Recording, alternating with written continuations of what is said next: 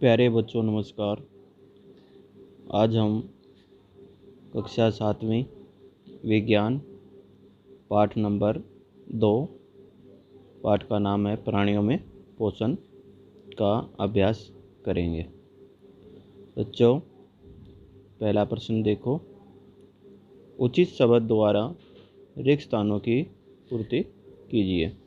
सबसे पहला प्रश्न हमारा है कि हमें उचित शब्द का प्रयोग करना है और रिक्त स्थानों की पूर्ति करनी है। तो सबसे पहले देखेंगे हम मानव पोषण के मुख्य चरण खालिस्तान, खालिस्तान, खालिस्तान, खालिस्तान एवं खालिस्तान है। तो इसमें देखो बच्चों, नीचे सबसे पहले क्या आएगा? अंतर्ग्रहण, फिर पाचन, फिर अवशोषण, फिर स्वांगीकरण, फिर निष्कासन। ठीक है। इसके बाद बच्चों नेक्स्ट है मानव शरीर की सबसे बड़ी ग्रंथि का नाम खालिस्तान है। तो सबसे बड़ी ग्रंथि का नाम क्या होता है? हमारा यकृत। ठीक है। इसके बाद ये देखिए, हमारी सबसे बड़ी ग्रंथि का नाम क्या है? यकृत है। फिर नेक्स्ट क्या है? आमाशय में हाइड्रोक्लोरिक अम्ल एवं खालिस्तान का स्राव होता है जो भोजन पर क्रिया करते हैं। ठीक है। तो वो होते हैं हमारे पाचक रस। ठीक है बच्चों। इसके बाद क्या है कि अक्षुद्रांतर, जिसको हम छोटी आंत भी कहते हैं। ठीक है, छोटी आंत। ठीक है। अक्षुद्रांतर की आंतरिक भित्ति यानी कि अंदर की भित्ति क्या होती है? दीवार। ठीक है। दीवार पर उंगली के समान अनेक पर्वत होते हैं, यानी कि उभार से बने होते हैं। उस कहलाते हैं, क्या कहलाते हैं वो? दीर्घरोम। ठीक है। इनको हम दीर्घरोम या रसांकुर कहते हैं। इसके बाद नेक्स्ट क्या है बच्चों कि अमीबा अपने भोजन का पाचन खालिस्तान में करता है। तो किस में करता है वो? खाद्यदानी में। ठीक है। तो यहाँ क्या आ जाएगा? खाद्यदानी। ठीक है। इसके बाद नेक्स्ट क्वेश्चन क्या है बच्चों आपका? ये देखिए प्रश्न नंबर 2, सत्य एवं असत्य कथनों को चिन्हित कीजिए। यानी कि कुछ कथन दिए गए हैं, हमने उनको सत्य और असत्य में लिखना है। यानी कि सत्य है तो सत्य, असत्य है तो असत्य। सबसे पहले देखो, मंड का पाचन आमाशय से प्रारंभ होता है। तो ये क्या है? असत्य है। जीभ लाला ग्रंथि को भोजन के साथ मिलाने में सहायता करती है। तो ये क्या आ जाएगा? सत्य। पित्ताशय में पीत रस अस्थायी रूप से भंडारित होता है। तो इसमें क्या आएगा? सत्य। इसके बाद जो है आपका ये देखो, रूमिनेट। रूमिनेट कौन से होते हैं? रूमिनेंट जो जुगाली करते हैं। आपने देखा होगा, भैंस है, गाय है, बकरी है, ये जुगाली करते रहते हैं। घास खाते हैं, खाने के बाद उसको ऐसे ही निकल जाते हैं, फिर उसको आपने देखा होगा, फिर उसको जुगाली करते रहते हैं। ठीक है। तो वो मुख में वापस लाकर धीरे धीरे चबाते रहते हैं। तो ये क्या है? सत्य है। ठीक है। इसके बाद नेक्स्ट क्या है बच्चों? आपने बताना है ये निम्न में से सही विकल्प पर सही का निशान लगाना है। ठीक है। तो ये 4 ऑप्शन दे रखे हैं। वसा का पूर्ण रूपेण यानी पूरी तरह से पाचन जिस अंग में होता है वह है, कौन सा है? वह है अक्षुद्रांतर।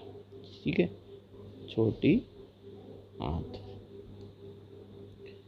नेक्स्ट है जल का अवशोषण जिस अंग द्वारा होता वह है, तो वह है बृहदांतर, जिसको हम कहते हैं बड़ी आंत। एक बात और बच्चों, जो हमारी छोटी आंत होती है उसकी लंबाई होती है 7.5 मीटर, और जो हमारी बड़ी आंत होती है उसकी लंबाई होती है 1.5 मीटर। थोड़ा अजीब सा लगा हुआ आपको कि छोटी आंत है लेकिन 7.5 है, बड़ी आंत बता रहे हो आप लेकिन 1.5 है। तो बच्चों ये थोड़ा सा कन्फ्यूजिंग है। ठीक है। इसे हम थोड़ा सा ये मान जाते हैं छोटी आंत हैं, तो लेकिन ये होती क्या है? ये इसमें उंगली जैसे पर्वत होते हैं आप। ठीक है। उसको हम क्या बोलते हैं? दीर्घरोम। ठीक है। अब इसके बाद नेक्स्ट क्वेश्चन देखेंगे। अब हम हमारा नेक्स्ट क्वेश्चन क्या है बच्चों? ये देखिए नेक्स्ट क्वेश्चन है 4th क्वेश्चन। ये हमने यहाँ पर जो है कॉलम ए को कॉलम बी से मिलाना है। ये देखो, कार्बोहाइड्रेट जो होता है वो शर्करा, प्रोटीन वाला एमिनो अम्ल से, वसा अम्ल एवं कोलेस्ट्रॉल से। ठीक है, ये देखो यहाँ पे अब हम मिला के दिखाएंगे। कार्बोहाइड्रेट को किससे मिलाएंगे? शर्करा से। ठीक है, प्रोटीन को किससे मिलाएंगे? एमिनो अम्ल से। ठीक है, ठीक है, और वसा को मिलाएंगे वसा अम्ल से। ठीक है, ये हो गया आपका प्रोटीन हो गया। ठीक है, और कार्बोहाइड्रेट ये हो गया। ठीक है, इसके बाद नेक्स्ट देखो, अब ये देखो बच्चों, दीर्घ रोम क्या है और ये कहाँ पाए जाते हैं एवं उनके कार्य क्या हैं? 3 चीज़ें पूछी इन्होंने। तो बच्चों देखो, दीर्घ रोम अक्षुद्रांत्र की आंतरिक भित्ति यानी कि अंदर की दीवार पर उंगली के समान उभरी हुई संरचनाएं होती हैं, जिसे हम क्या कहते हैं? रसांकुर। क्या कहते हैं? रसांकुर भी कहते हैं। ठीक है, अब ये क्या करते हैं? ये दीर्घ रोम पचे हुए भोजन की अवशोषण होती हुई तलक क्षेत्र बढ़ा देते हैं, यानी कि एरिया बढ़ा देते हैं, यानी कि अवशोषण को करने के लिए, खींचने के लिए उसका एरिया बढ़ा देते हैं। फिर क्या है? दीर्घ रोम की सतह से पचे हुए भोजन का अवशोषण जो है होता है और यह रुधिर वाहिकाओं में चला जाता है। रुधिर वाहिकाएँ क्या होती हैं? हमारी जो रक्त की वाहिकाएँ। ठीक है, इसके बाद नेक्स्ट है अगला क्वेश्चन है बच्चों, प्रश्न नंबर 6, पित्त कहाँ निर्मित होता है? ठीक है, पित्त कहाँ निर्मित होता है? यह भोजन के किस घटक में सहायता करते हैं? बिल्कुल ईजी है। एक तो हमने ये बताना है पित्त कहाँ निर्मित होता है। पित्त आपका कहाँ निर्मित होता है बच्चों? पित्त यकृत में। आप यहाँ लिख दो इसका अनुस्वर यकृत। ठीक है, और फिर ये किस घटक के पाचन में मदद करता है? तो हम सीधा लिख देंगे ये वसा के पाचन में मदद करता है, तो ये आ जाएगा वसा। ठीक है, यहाँ पर हमारा क्वेश्चन पूरा हो गया। ठीक है, यकृत जो है वो हमारे मानव शरीर की सबसे बड़ी ग्रंथि भी होती है और ये पित्ताशय नामक थैली में जाता है। ठीक है, इसके बाद नेक्स्ट प्रश्न नंबर 7 है। प्रश्न नंबर 7 क्या है कि ये बताना है कि उस कार्बोहाइड्रेट का नाम लिखो। कार्बोहाइड्रेट का नाम बताना है भाई, जिसका पाचन रूमिनेट द्वारा किया जाता है। रूमिनेट कौन? जो जुगाली करते हैं, जुगाली करने वाले। ठीक है, समझ गए? परंतु मानव द्वारा नहीं। ठीक है, मानव द्वारा नहीं होता। इसका जो है हमने कारण भी बताना है। तो देखो बच्चों, कार्बोहाइड्रेट का नाम पूछा तो उस कार्बोहाइड्रेट का नाम क्या है? सेलुलोज, जो कि एक प्रकार का कार्बोहाइड्रेट है। कि पाचन के लिए अधिक समय की आवश्यकता होती है। ठीक है, विशेष एंजाइम चाहिए। ठीक है, और बैक्टीरिया चाहिए। ये जो बैक्टीरिया हैं ये केवल आपके कहाँ मिलेंगे? रूमिनेट के अंदर। ठीक है, लेकिन मनुष्य में नहीं होते हैं। ठीक है, इसलिए इस सेलुलोज का पाचन मनुष्य नहीं कर सकता, रूमिनेट कर सकते हैं।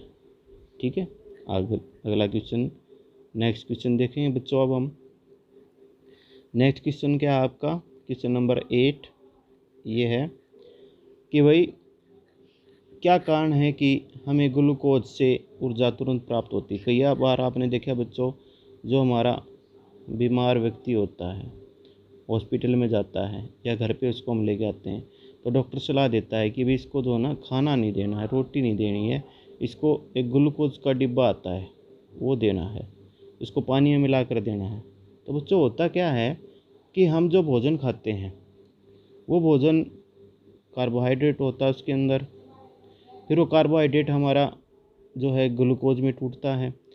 फिर वो ग्लूकोज जो है आपका क्या करता है कि ऑक्सीजन के साथ क्रिया करके हमें क्या देता है? एक तो कार्बन डाइऑक्साइड बनती है उसमें।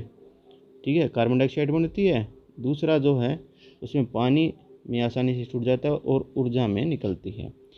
तो अब क्या होता है कि इसलिए ऊर्जा तुरंत मिलती है क्योंकि ये जल्दी से ऑक्सीजन के साथ ग्लूकोज क्रिया कर लेगा। वो जो कार्बोहाइड्रेट को तोड़ने वाला कार्य है वो नहीं होता है। ठीक है, इसके बाद बच्चों नेक्स्ट क्वेश्चन क्या है हमारा? क्वेश्चन नंबर 9, इसमें हमने बताना है। देखो, आहार नाल के कौन से भाग द्वारा निम्न क्रियाएं संपादित होती हैं, नहीं की जाती हैं? जैसे पचे हुए भोजन का अवशोषण कहाँ होता है? यह अवशोषण होता है अक्षुद्रांत्र छोटी आंत में। भोजन को चबाने का कार्य कहाँ किया जाता है? मुखगुहिका में, यानी कि हमारे मुंह के अंदर दांतों के द्वारा किया जाता है। ठीक है, इसके बाद जीवाणु को नष्ट करने का काम कहाँ होता है? अमाशय में। भोजन का संपूर्ण पाचन यानी कि पूरा पाचन कहाँ होता है? अक्षुतंत्र या छोटी आंत में। मल का निर्माण कहाँ होता है? बड़ी आंत में या बृहदान्त्र में। ठीक है बच्चों, इसके बाद नेक्स्ट क्या है? क्वेश्चन नंबर 10 आपका क्या है? मानव और अमीबा में कोई एक समानता और एक अंतर बताना है। तो समानता तो बच्चों क्या होती है? समानता में हम देखेंगे, ये आपका क्या होगा?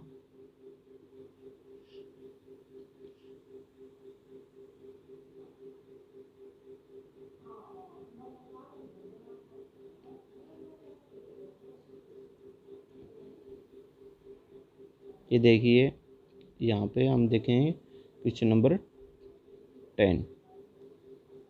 ठीक है, एक मिनट, ये देखो समानता तो क्या है कि भोजन के पाचन और उससे प्राप्त ऊर्जा की बुनियादी प्रक्रिया अमीबा के साथ साथ इंसानों में भी समान है। अमीबा में भोजन में पाचन रस स्रावित होता है जो भोजन पर कार्य करता है और इसे सरल पदार्थों में तोड़ देता है। धीरे धीरे पचा हुआ भोजन भी अवशोषित होता है। इसी तरह मनुष्य में भी पाचक रस होते हैं, मुंह के अंदर, पेट में, आंत में।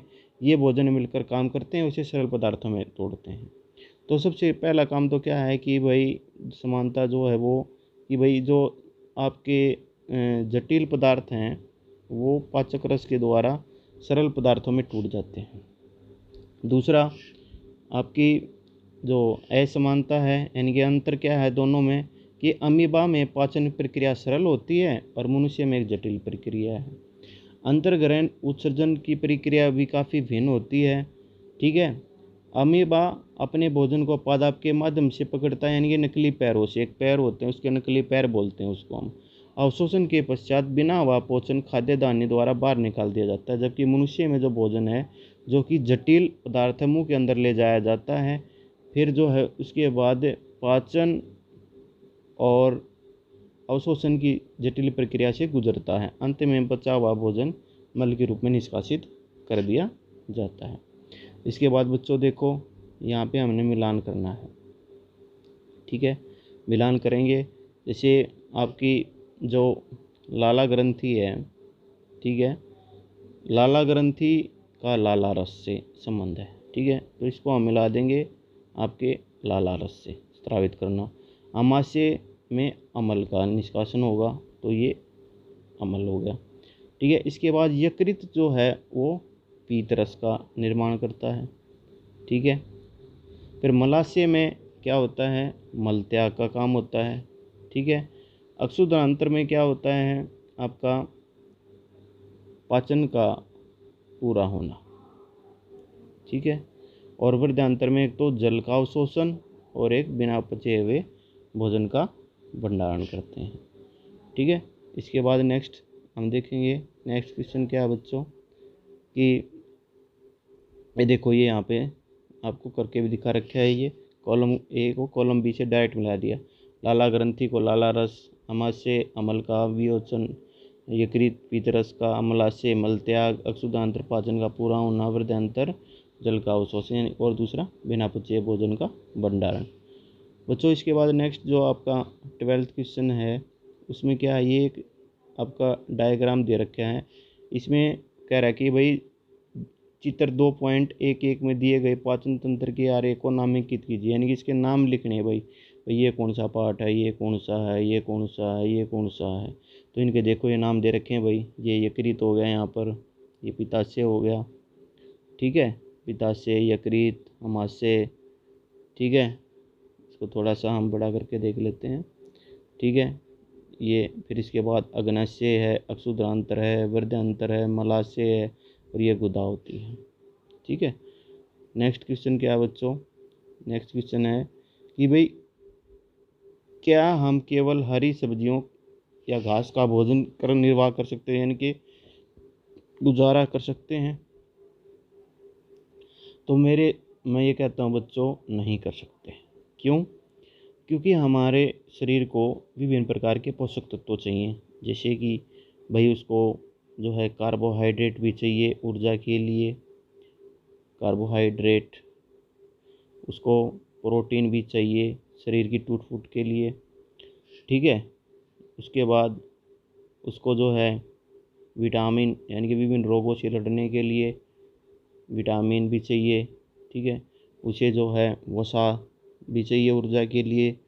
फिर उसको जो है खनिज लवण जैसे आयोडीन, कैल्शियम, ये भी ज़रूरी हैं। तो इस प्रकार हम कह सकते हैं बच्चों कि केवल कच्चे पत्तेदार हर्जिया में सेलुलोज होता है खाली।